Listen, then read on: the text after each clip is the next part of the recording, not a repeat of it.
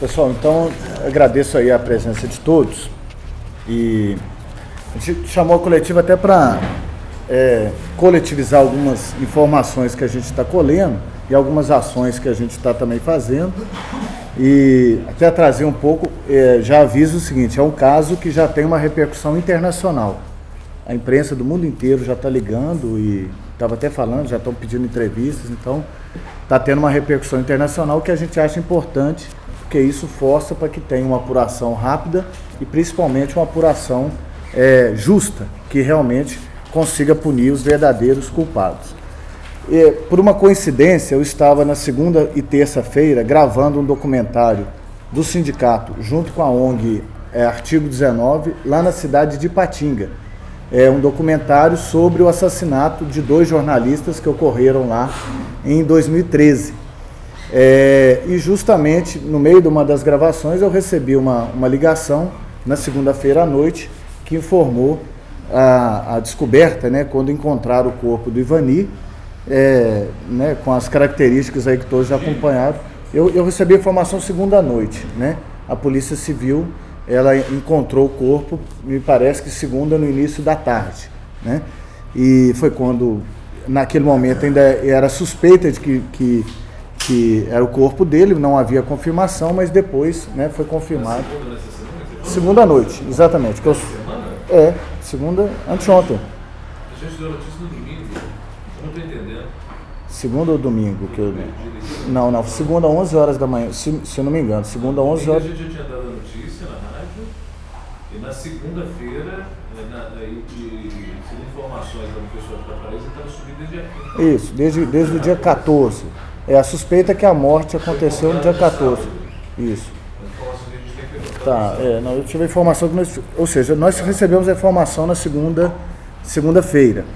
E aí já na terça-feira pela manhã, eu já entrei em contato, ontem pela manhã, entrei em contato com a Secretaria de Defesa Social, que é quem tem feito a relação. Já existem alguns casos que às vezes são denunciados aqui no sindicato de ameaça de morte, de agressões a jornalistas. Nós estabelecemos um contato direto com a Secretaria de Defesa Social, na pessoa do adjunto Rodrigo Melo, e criou um canal direto com o sindicato, que sempre que houvesse alguma coisa de violência jornalista, a gente recorreria direto a ele. Então eu liguei ontem, 8 horas da manhã, para ele, e fazendo um pedido em nome do sindicato, para que houvesse uma força-tarefa, principalmente de policiais e de autoridades que não fossem da região, para acompanhar as apurações. Por que a gente fez esse pedido? Porque praticamente todos os casos de assassinatos de jornalistas no Brasil, e isso tem a característica até no mundo, são consequências de mando de alguma autoridade do poder local.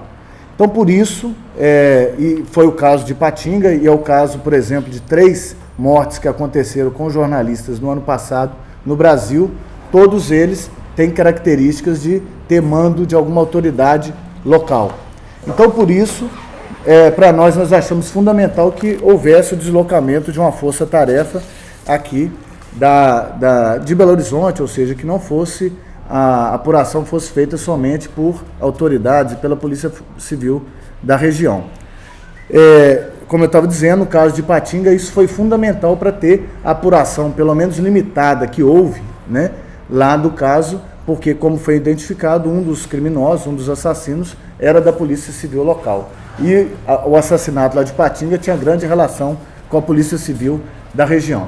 Então, nós fizemos essa solicitação, apresentamos esse ofício ontem à Secretaria, que eu distribuí aí, e, felizmente, agora há pouco, hoje de manhã, o secretário Ronald de Freitas, secretário de Comunicação Social do Governo do Estado, fez contato afirmando, né, antecipando essa nota que eles soltaram agora há pouco, que o governador designou, né, segundo ele atendendo o nosso pedido e já pensando com essa preocupação de ter o acompanhamento daqui, então ele designou essa força-tarefa que já se dirigiu até a cidade de Padre Paraíso, então atendendo aqui a uma reivindicação nossa.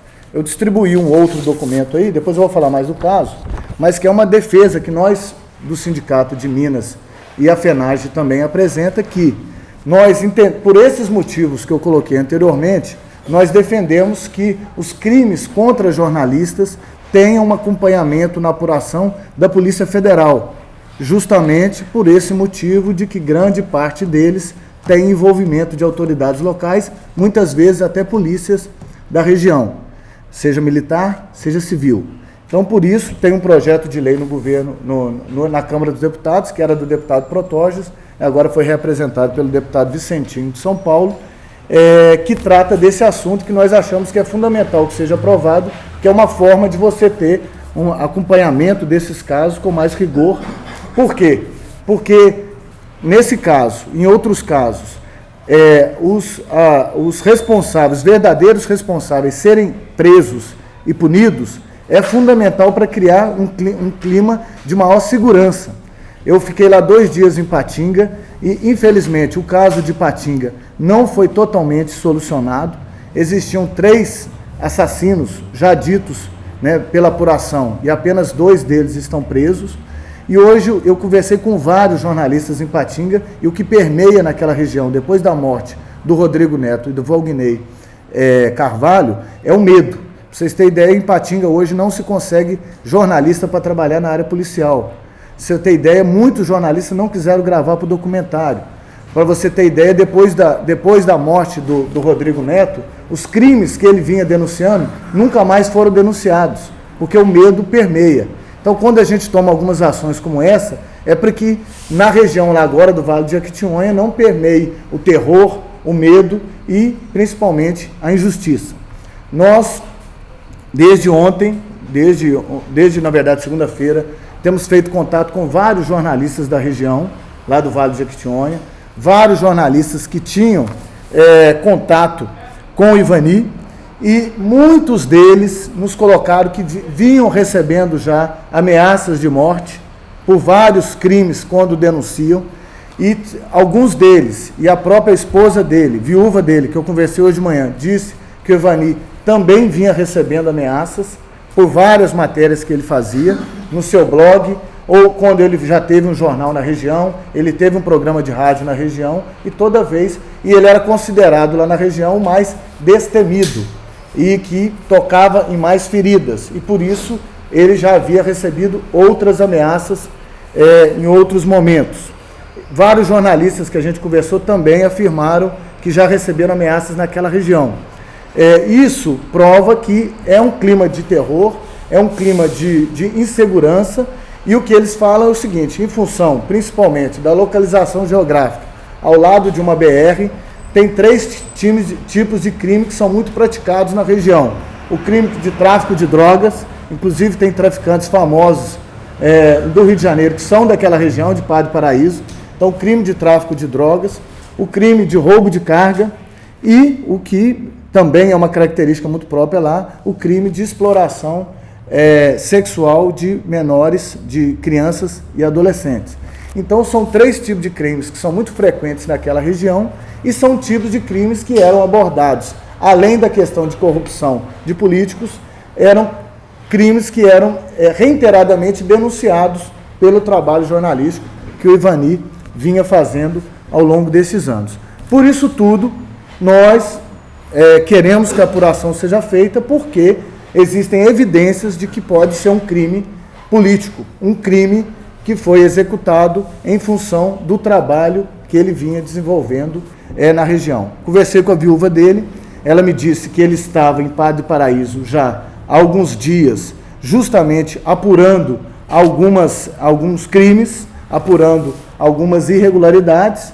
Ela me disse que poderia estar relacionada a um desses 3 assuntos, que era coisa que ele vinha abordando.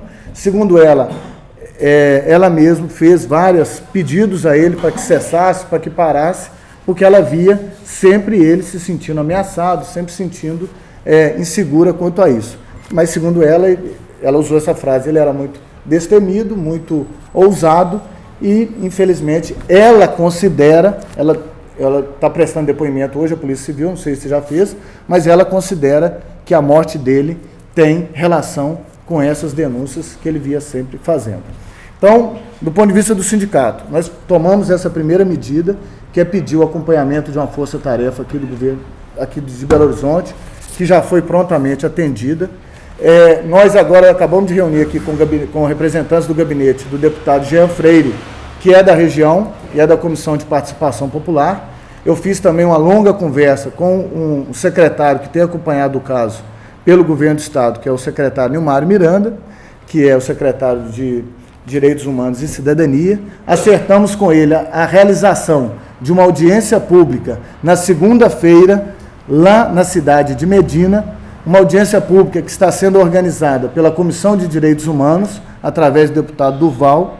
Tentamos contato com o deputado Cristiano Silveira, que é presidente da comissão, mas ele está numa viagem à China, então não conseguimos, então falamos com o deputado Durval e o deputado Jean Freire, que é da Comissão de Participação Popular, que é o vice-presidente. Então está sendo acertado agora lá na Assembleia, segunda-feira, na cidade de Medina.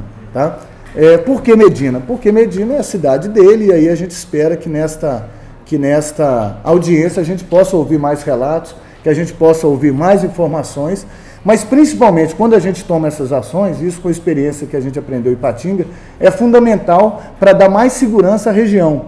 Só queria lembrar o seguinte, que o caso do Rodrigo Neto, de Ipatinga, ele foi assassinado no dia 8 de março de 2013 e 37 dias depois foi assassinado o fotógrafo Valguinei Carvalho, que trabalhava com ele, que também era um dos caras que apuravam essa área policial. Ou seja, inclusive feita, né, o assassinato pelo mesmo autor. Né? Então, ou seja, é necessário a gente criar um clima de segurança na região para que, primeiro, os jornalistas continuem podendo trabalhar lá com mais segurança e que a gente não se repita o que aconteceu em Ipatinga, que mesmo depois de toda a comoção, mesmo depois de toda a apuração que estava acontecendo, acontece uma morte, né, 37 dias depois. Então, nós achamos necessário.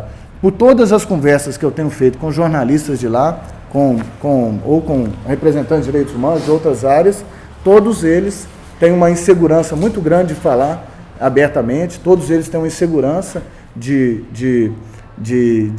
pelo momento que vive, né? Um tipo de crime como esse também, com certeza, pode ter o objetivo de intimidar os outros. Mesmo que se não tivesse objetivo, ele cumpriu esse papel. Hoje a gente tem na região lá pessoas que estão intimidadas pelo que pode vir a acontecer.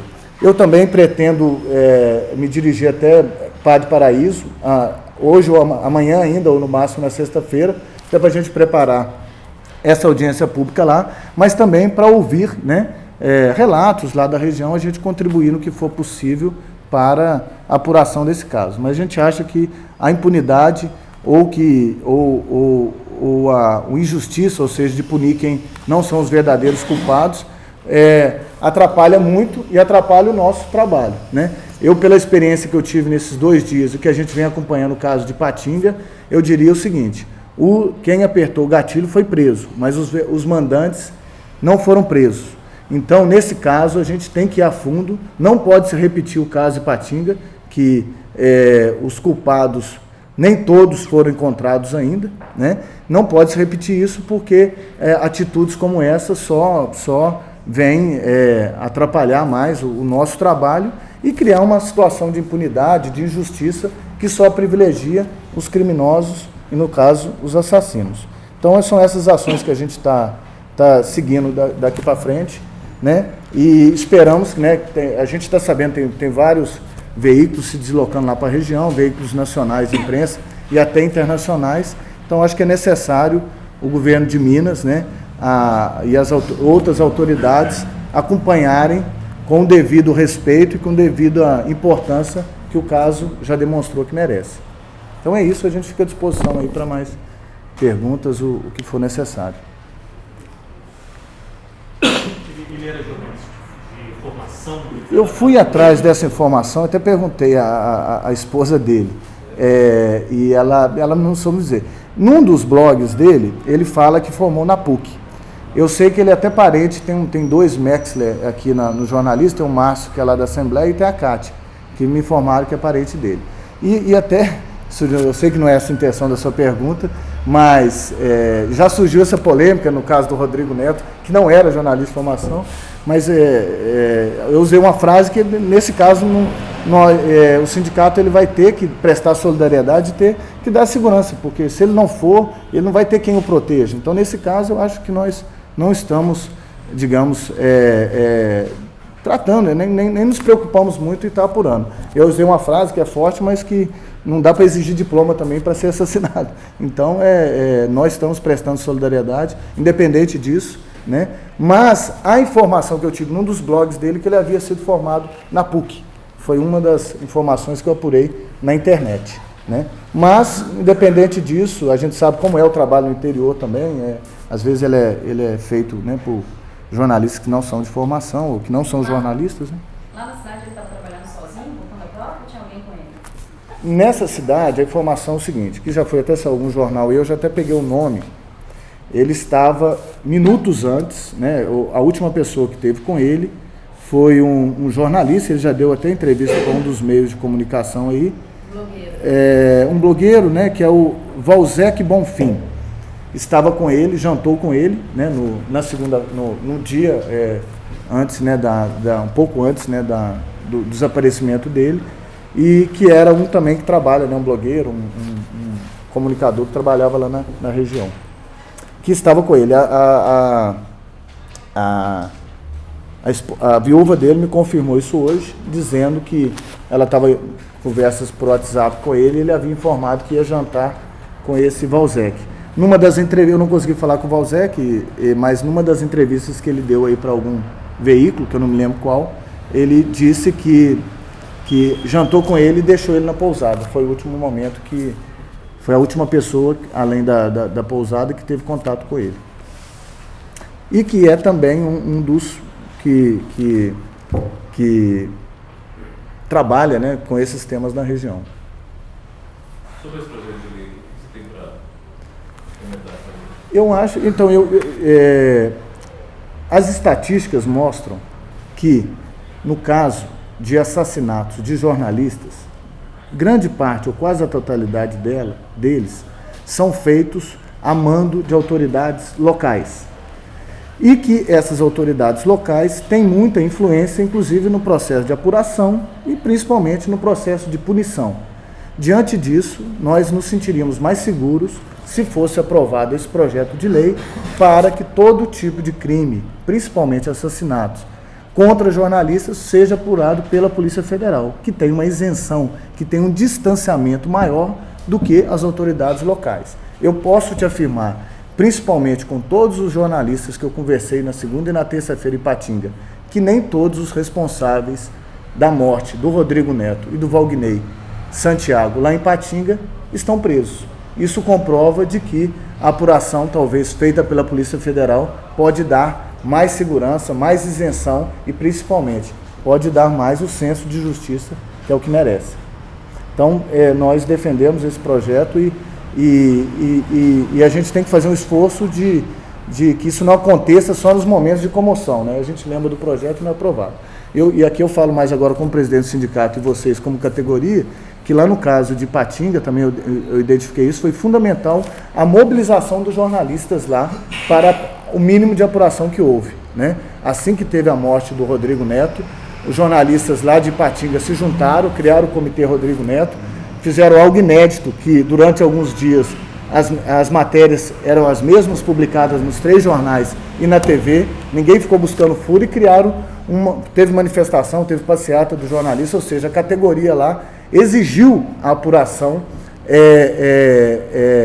para que fossem presos, né? Lá sabiam que tinham elementos da Polícia Civil, então, ou seja, foi fundamental essa mobilização. Estou dizendo isso porque eu acho que a nossa categoria agora ela tem que se mobilizar. Nós já estamos enfrentando tantos problemas, né? Vocês sabem aí de salário, de demissão e tudo mais, e agora o Brasil cada vez mais figura como um país com alto risco para a profissão de jornalista, principalmente nessas regiões mais distantes das capitais, que é o caso, né, lá de Medina, o que aconteceu agora. Então, acho que tem que ter uma unidade na nossa categoria, cobrar mesmo essas apurações, porque é algo medieval. E, felizmente, esse crime está criando uma comoção.